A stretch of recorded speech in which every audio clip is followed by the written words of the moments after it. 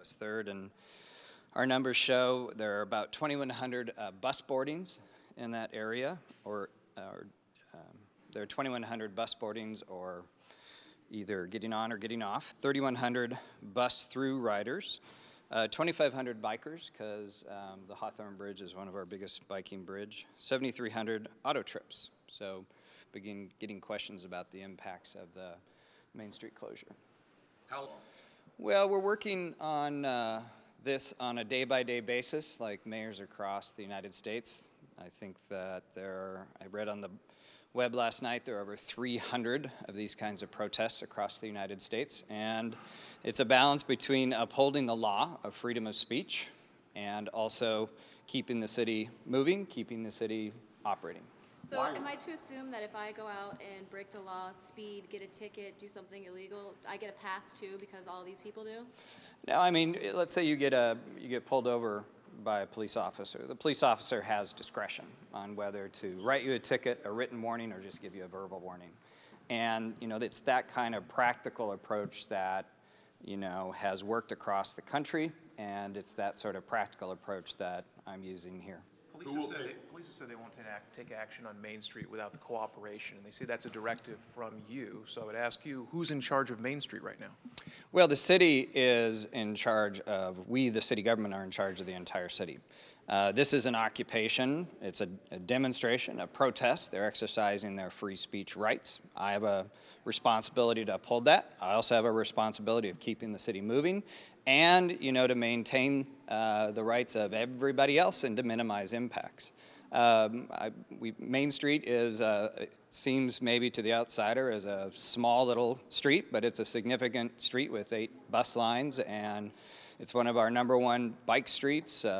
So it's an important street, and we're working with the folks, the organizers of this event. My preference would be to get Main Street open. Mayor, you walked with them the other day. Are you showing political favoritism because of their message and their approach? No, we don't regulate, I don't make decisions based on the decisions about what to do about permitting or, what to do about how to protect people's right to demonstrate. I don't base that on content. Why did you march with them? Well, that's in my role as a public official. I don't make decisions based on the content of free speech, but as a political leader, absolutely walked with them. I mean, at the national level, at its best, this movement is talking about the fact that, the middle class in this country has, been walloped by some policy decisions over the past 8 years, or lack of policy decisions over the past 8 years. The middle class in this country has experienced a decline in income, and the negative list goes on for everyday working people or people trying to get work. Now that's in my role as a political leader. In my role as mayor of everybody, I have to balance between freedom of speech and keeping the city movement, and I do that based without regard to the content of the free speech being exercised. Fair to say that you agree with their message? I've just told you my concerns. No, I know you're concerned, but is it fair to say you agree with them? I just told you the concerns that they've expressed that I share. Mayor, let me ask you, do you want them there? I don't get to choose, I have to make practical decisions about, balancing, again, freedom of speech with keeping the city moving. So that's my job as mayor, is to make that balance. But the city's not moving. They've closed off a Main Street. You just told us the numbers on that, and you can make the decision to ask them to leave, and you're not doing it. I'm balancing between the freedom of speech and keeping the city moving. And as I've said, Main Street it might seem like a quiet street because it's sort of a park-like setting, but it's an important street in terms of connectivity, especially for our transit system. And so, I would like them to agree with us to open it up, and we're dealing with this on a day-by-day basis. Mayor, you say you're balancing. Electric vehicle charging station to power their amplifiers downtown, and as taxpayers, we're pretty much funding this protest. Do you think it's okay for them to be stealing the electricity? We're going to be turning that off. When? just as soon as we can. Mr. Mayor, yesterday, a pastor from Rainier said 3 of his parishioners came down with signs and they were approached by police and asked how many they were. And they were told that if there were 5 of them protesting without a permit, that they would be arrested and cited.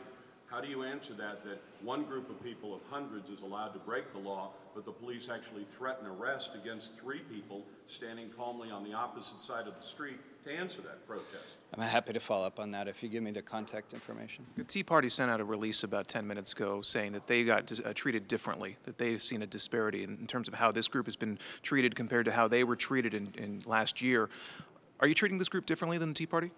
I'm not aware of any difference. I'm frankly not aware of the details of the Tea Party demonstration or protest. So I don't think I can compare the two. But again, my job as mayor is to strike this balance and to do so for anyone that seeks to protest. So will you take action? Will you clear the street without their cooperation? You know, I'm not getting into what ifs, and I've said that from the very beginning. I don't mind the question, but I'm not getting into sort of theory or what ifs, or, you know, it's hard to compare totally disparate protests that happened, you know, years ago versus the one right now. I'm working, as I told you, to make the balance between the two. We've been in conversations with the folks at the protest, and I'm dealing with the issue on a day-by-day basis. In this case, it's not a what if, because everybody we've spoken to is against moving out of the street. It's not a what if. They don't want to move. Right. But I am not dealing with whomever you talk to on the video, you know, whoever you talk to on the microphone. I'm telling you, I'm dealing with the issue like mayors across the country are dealing with these issues on a day-by-day basis. I've told you, and I'm educating them on the impacts of having Main Street closed, and I'll continue to deal with it on a day-by-day basis. I'm not going to talk about what ifs at this point. You will hear my decisions. You will see my decisions about dealing with this issue on a day-by-day basis. Mr. Mayor, what would you say to the business owners who say that their customers are saying, I'm not going to downtown Portland because of the chaos that you've allowed to happen and the impact on their businesses? Where's the balance there? Well, I think that balance and the impacts on business is very important to me, and that's why, you know, yesterday and today I've been contacting the businesses immediately around the square to check in with them and to make sure that we're doing everything we possibly can. The most comments I received from the businesses immediately around the square was that they were pleasantly surprised at how respectful the event has been, and how in some cases, you know, especially the restaurateurs and retailers and coffee shops, that their businesses were up. So I'm going to continue to monitor that. It's part of what I have to balance. It's very important to me that the economic success of downtown continue as this protest, this occupation continues, and that's why I've done the outreach to business. Mr. Mayor, when you say you're doing everything you possibly can, does that mean that the police could not clear the streets? Because it doesn't appear you're doing everything you possibly could do. I think I've answered that question already. I don't think so. Mayor, when do you want this protest to I've end? answered that question. Mayor, when do you want this protest to end? You know, the protest in New York, I think, is on its 3rd week. The protest in LA is on its 1st week. I mean, these protests have been going on for weeks around the country.